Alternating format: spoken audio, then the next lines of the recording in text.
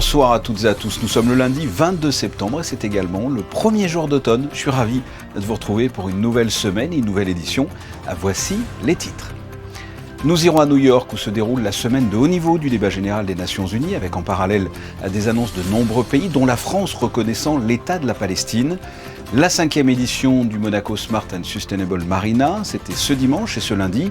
L'objectif, avoir des espaces portuaires plus respectueux de l'environnement. Nous recevrons à ce propos le directeur du Yacht Club de Monaco.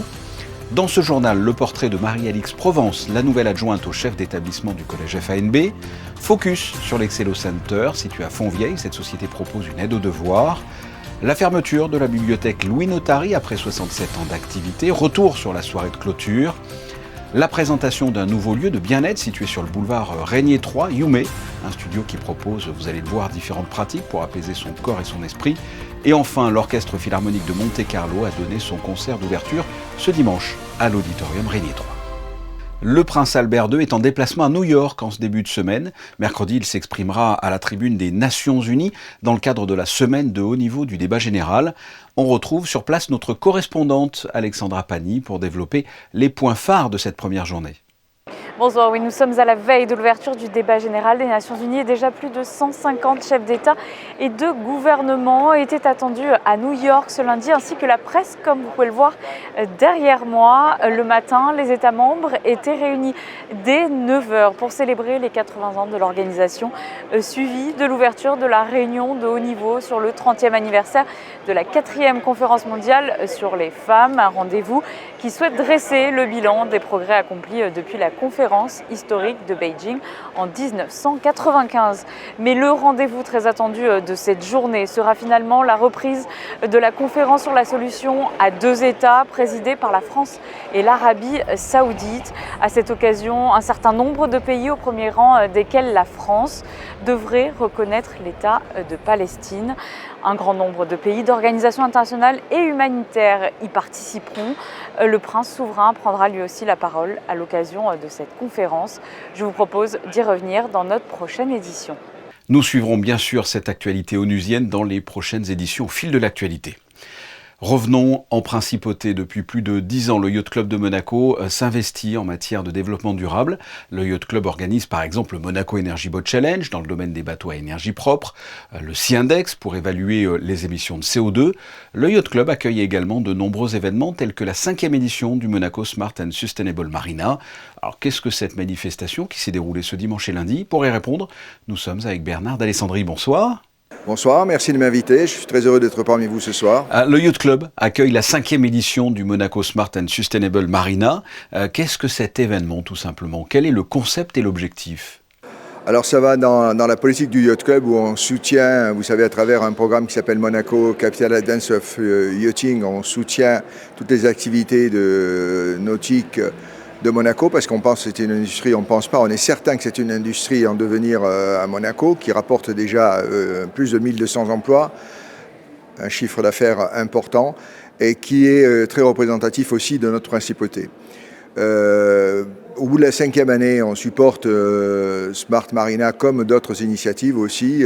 Au bout de la 5e année et après plusieurs autres événements qu'il faut citer comme New Energy Challenge, comme le Sea Index ou d'autres événements, Monaco commence à se positionner comme une des places incontournables internationalement dans le monde du yachting. Nous avons des relations bien sûr avec nos membres puisque ce sont les propriétaires de bateaux, mais aussi à travers un Captain's Club, aussi à travers l'industrie, et c'est la plateforme incontournable du yachting, puisque dans quelques jours, maintenant, va débuter ce fameux Monaco Yacht Show, qui est un des plus grands salons du monde, et nous en sommes très fiers. C'est grâce à tout ce travail en équipe et ce travail de toute l'année, qui s'étend sur toute l'année, aussi bien sur la voile que sur le bateau à moteur et sur la transformation environnementale, que Monaco, peu à peu, se place d'une manière très importante dans les rendez-vous du yachting. Alors, vous parliez du Monaco Yacht Show, justement. Est-ce qu'il n'y a pas un paradoxe entre le Monaco Smart and Sustainable Marina et le Monaco Yacht Show? Non, absolument pas, puisque là on parle de marina et le yachting ne peut pas fonctionner sans un écosystème qui l'entoure. Le yachting, c'est une industrie du tourisme, une industrie de niche du tourisme, mais dédiée à une certaine partie du tourisme, que ce soit à la voile ou au moteur. Mais si on veut avoir des bateaux, et on présente, j'espère, dans le Monaco Yacht Show, il y aura des bateaux environnementaux ou qui font preuve d'efforts environnementaux, et il faut bien avoir les infrastructures à terre. Ça ne sert à rien d'avoir un bateau qui soit éco-responsable si vous n'avez pas l'infrastructure et pour l'entretenir, pour le maintenir ou pour l'accueillir simplement. Donc c'est tout à fait complémentaire. Et qui participe là à cette 5e édition ? Alors, cette édition est particulièrement fournie puisque, je le répète, maintenant on est un rendez-vous incontournable. On a une quinzaine de pays différents avec des représentants de chacun des gouvernements qui sont présents et qui travaillent avec nous tout au long de l'année et avec lesquels on a des échanges, on a des formations, on a énormément de collaboration. Tout à l'heure, on a assisté au discours du vice-ministre de l'Albanie. Je rappelle qu'on a signé un MOU avec l'Albanie il y a presque une dizaine d'années maintenant et que c'est un pays en voie de développement, un pays important de la Méditerranée qui connaît un grand succès. Et on avait été un des premiers, le Premier ministre El Irami était venu ici, avait rencontré le prince et dans ces lieux, on a signé un MOU avec eux il y a une dizaine d'années. Est-ce que vous avez remarqué qu'à l'international, cette thématique des marinas vertes concerne le monde entier ou finalement les marinas du monde entier s'en fichent ? Non. Aujourd'hui, plus personne ne peut ignorer la transformation éco-responsable et les efforts qui sont faits pour la planète. Nous avons mis très très longtemps à prendre conscience qu'il fallait faire quelque chose. Et nous ne sommes plus dans la prise de conscience, nous sommes dans les actes, puisque ici on propose des solutions pour diminuer le CO2, les différentes nuisances et reconsidérer différemment notre relation avec les océans, avec l'océan, avec sa faune et sa flore, ce qui est très important puisqu'on ne pourrait pas vivre sans ça. Et je pense qu'on voit les premiers signes d'ailleurs. Les premiers signes, et si on prend conscience aussi, c'est aussi grâce aux événements soudain et un peu inattendu quelquefois que la nature nous propose et qui nous font réagir. Dernière question, où se situe le Yacht Club en matière de développement durable par rapport aux autres yacht clubs à travers le monde ? Alors là encore, on s'applique, ça serait présomptueux peut-être de dire que nous sommes certainement dans les premiers. Je rappelle que le Yacht Club a la volonté depuis plus de 10 ans d'être un démonstrateur d'éco-responsabilité. Nous avons la réutilisation de l'eau, on utilise parfois l'eau 3 fois, ce qui fait des économies, et des économies d'eau, mais aussi des économies d'énergie, puisqu'on la réchauffe plus, ou moins, on perd moins de température. On a des panneaux solaires, on a basculé toute notre flotte en bateaux électriques. Ce qui n'est pas un bateau électrique, il y en a encore quelques-uns, sont tous au biofuel. Et on a un bilan qui s'améliore chaque année, un bilan éco-responsable qui s'améliore chaque année. L'ensemble du personnel, c'est-à-dire plus de 200 employés au club, sont soucieux de ça et ont pris conscience de ça et on y travaille avec beaucoup d'enthousiasme. Bernard d'Alessandri, merci d'avoir répondu à mes questions. Merci.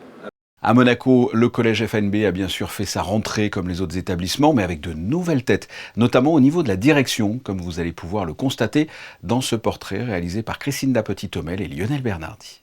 Ancienne professeure de SVT, Marie-Alix Provence est désormais adjointe au chef d'établissement et directrice pédagogique du collège FANB aux côtés de Franck Fontino. Une nouvelle mission qu'elle aborde avec la même passion pour l'éducation et l'accompagnement des jeunes. J'ai été enseignante d'abord en collège pendant un peu plus de 15 ans. Puis ensuite, j'ai un poste que j'ai pris au lycée Albert Ier pendant environ 5 ans. Je suis enseignante d'SVT, donc pendant toutes ces années, j'ai eu tous les niveaux d'SVT, de la 6e à la terminale et terminale spécialité en SVT. J'ai pris mes fonctions à la rentrée en tant que directrice pédagogique du collège FNB, adjointe au chef d'établissement de cette institution. Je suis en charge de tous les élèves et les enseignants du collège, du niveau collège. Je vais assister le chef d'établissement, M. Fontino, pour l'institution et tout ce qui est administratif au niveau de l'institution. Et puis je vais surtout m'occuper de faire grandir nos élèves de la 6e à 3e, les faire grandir en tant qu'individus, de leur transmettre des savoirs, des savoir-être et surtout de leur montrer ce que c'est que de devenir des adultes respectueux les uns des autres. L'enseignement va sûrement me manquer à certaines périodes de l'année, mais je m'occupe toujours des élèves. Je suis toujours là pour leur bien-être. Je vais travailler dans leur parcours global et donc je vais pouvoir peut-être mieux les servir.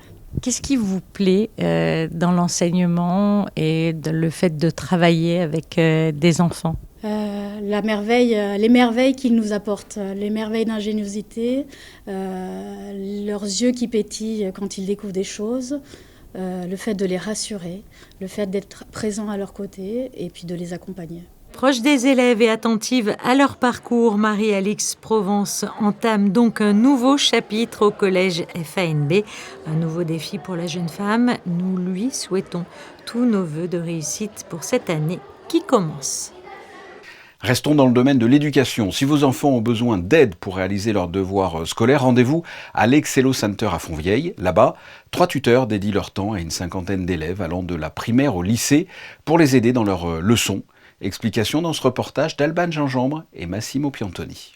C'est leur rendez-vous après l'école. Plusieurs fois par semaine, Eden et Stella se rendent à l'Excello Center. Pendant 1 heure, elles revoient les notions apprises pendant la journée avec leur tuteur. Alors, sur quoi on travaille aujourd'hui ?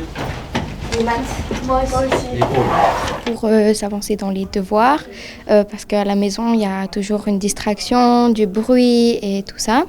Du coup, c'est mieux d'avoir un endroit calme et en plus, il y a des amis à moi, donc c'est mieux pour travailler. J'ai un peu de mal avec les maths surtout. Primaire, collège, lycée, tous les niveaux sont encadrés. Arthur fait partie des 3 tuteurs présents à l'Excello Center. Il accompagne les élèves dans toutes les matières qui demandent une attention particulière. Donc moins 2 au carré, ça fait ?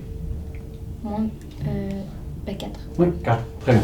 Comme on travaille avec des petits groupes d'élèves, de 4 à 5 grands maximum par créneau, par heure, de reprendre plus tranquillement et d'avoir peut-être un suivi plus personnalisé, plus attentif par rapport à une salle de classe où il pourrait être plusieurs dizaines.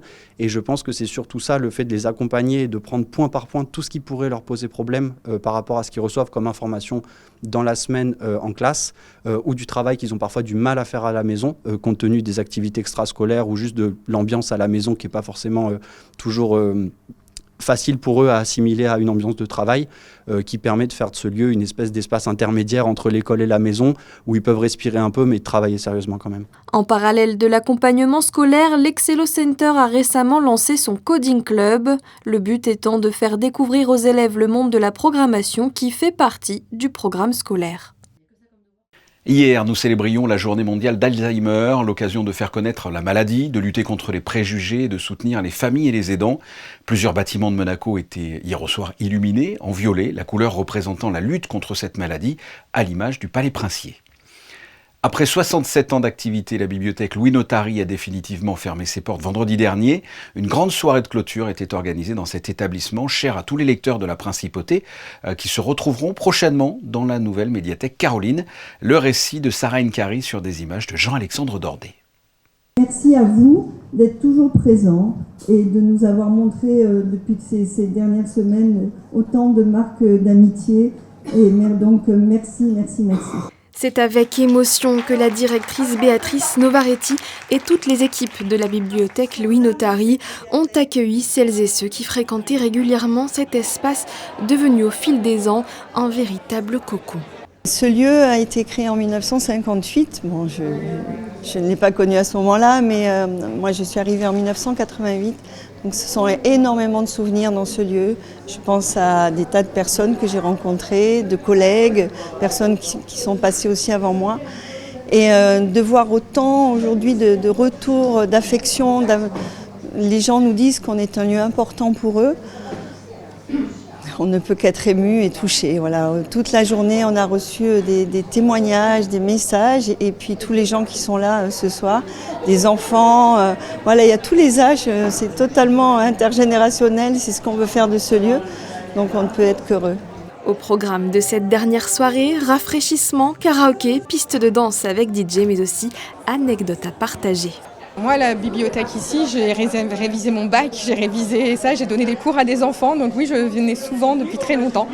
Et Maxence, il fait plus la bibliothèque pour enfants et la ludothèque. J'aime bien parce que t'as plein de jouets, tu peux les essayer à la ludothèque.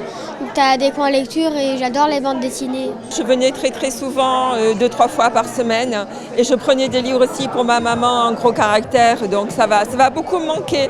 Parce que c'est très convivial, on retrouve des amis et puis l'ambiance est magnifique. Tous les gens sont très sympas, tout ce qui travaille ici sont très agréables et très gentils. Dans quelques mois, la bibliothèque Louis Notari ainsi que la vidéothèque Sonothèque José Notari et la bibliothèque Princesse Caroline Ludothèque seront regroupées Promenade Honoré II dans une structure plus moderne de 2500 mètres carrés. C'est un projet de longue haleine mais qui se concrétise et je crois que personne ne sera déçu. On pourra même y passer la journée puisqu'après en janvier-février on va essayer d'ouvrir une cafétéria. Donc vous pouvez tout faire, écouter de la musique, des conférences, il y aura de tout, lire tranquillement, amener les enfants. Il y a des jeux puisque c'est aussi la ludothèque, tout est réuni pour des samedis d'enfer pour les familles. Il faut donc se quitter pour mieux se retrouver. 150 000 documents sont à déménager, sans compter le matériel informatique et autres fournitures. L'ouverture de la médiathèque Caroline est prévue le 11 décembre prochain. En attendant, les mordus de lecture ont constitué leur stock. Depuis quelques semaines, un nouveau lieu de bien-être a ouvert ses portes à Monaco, situé sur le boulevard Régnier 3. Yume est un studio qui propose différentes pratiques pour apaiser son corps et son esprit. Un reportage signé Alban Gingembre et Alexandra Paolini. Trouver un équilibre entre le corps et l'esprit, c'est ce qui est de plus en plus recherché quand on fait du sport, et ça passe par des disciplines tendances comme le yoga, le pilate ou la méditation.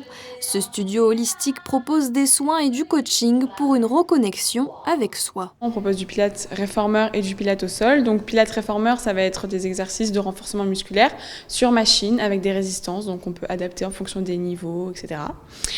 Qui est hyper complémentaire avec une activité physique régulière qui soit tout autre.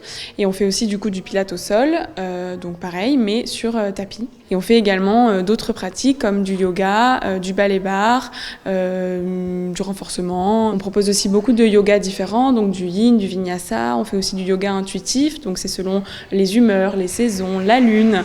Donc ça fait beaucoup de bien au niveau du stress, au niveau évidemment aussi de la posture, relâcher les muscles, juste se sentir bien. C'est aussi très important de prendre soin de son esprit. Yume pour rêve en japonais, ces deux sœurs ont imaginé ce studio comme un sanctuaire. Une dizaine de coachs donnent des cours pour tous les niveaux. On a déjà des clientes fidèles qui viennent prendre leur matcha au café, après elles ont leur cours. Elles nous disent que déjà quand on entre, elles sont très apaisées. Et c'est ça qu'on voulait transmettre au travers du design qui est très épuré, et un peu une sensation de cocon où on se sent bien. Et que même si on va faire un cours de sport assez intense, au moins on se sent bien quand on ressort.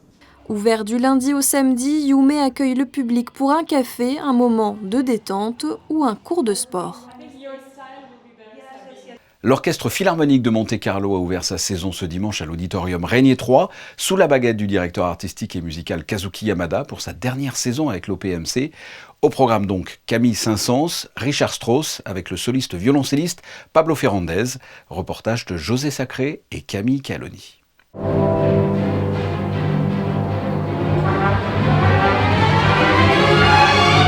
Pour le concert d'ouverture de sa dernière saison en tant que directeur artistique et musical de l'Orchestre Philharmonique de Monte-Carlo, Kazuki Yamada était bien sûr à la baguette pour diriger d'abord Phaéton, un poème symphonique de Camille Saint-Saëns, interprété pour la dernière fois à Monaco le 9 mars 1918 à la Salle Garnier sous la direction de Léon Jeune. Le maestro Yamada adore la musique française et en particulier Saint-Saëns. La symphonie numéro 1, composée par Camille Saint-Saëns à l'âge de 20 ans, était la deuxième pièce au programme avant Don Quichotte de Richard Strauss.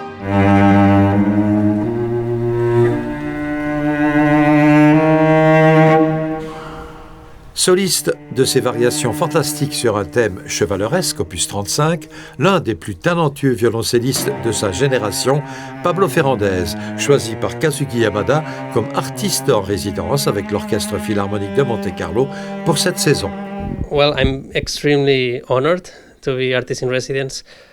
Gives me an opportunity to explore different setups with the orchestra, different kinds of music, and also to kind of help the audience get to know me a bit better, different personalities I can show and different things. So yeah, it's a privilege and I'm going to enjoy it a lot.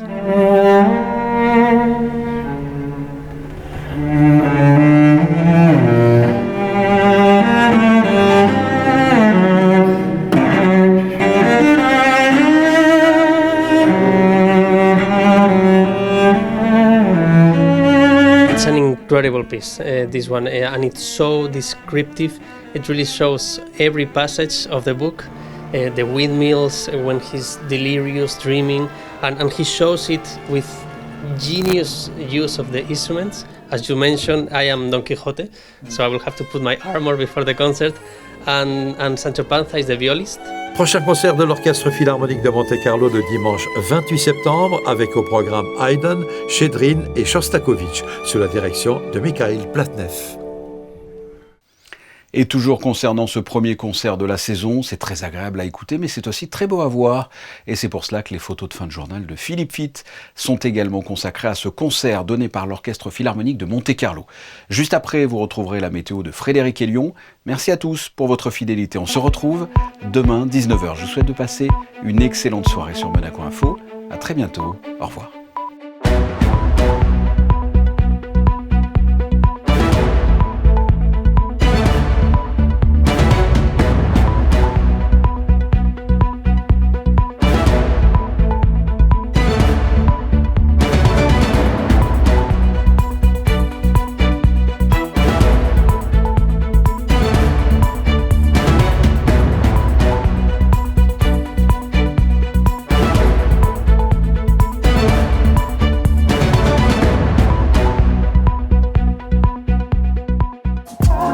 Retrouvez la météo avec Maya Bay, le restaurant référence thaï japonais de Monaco.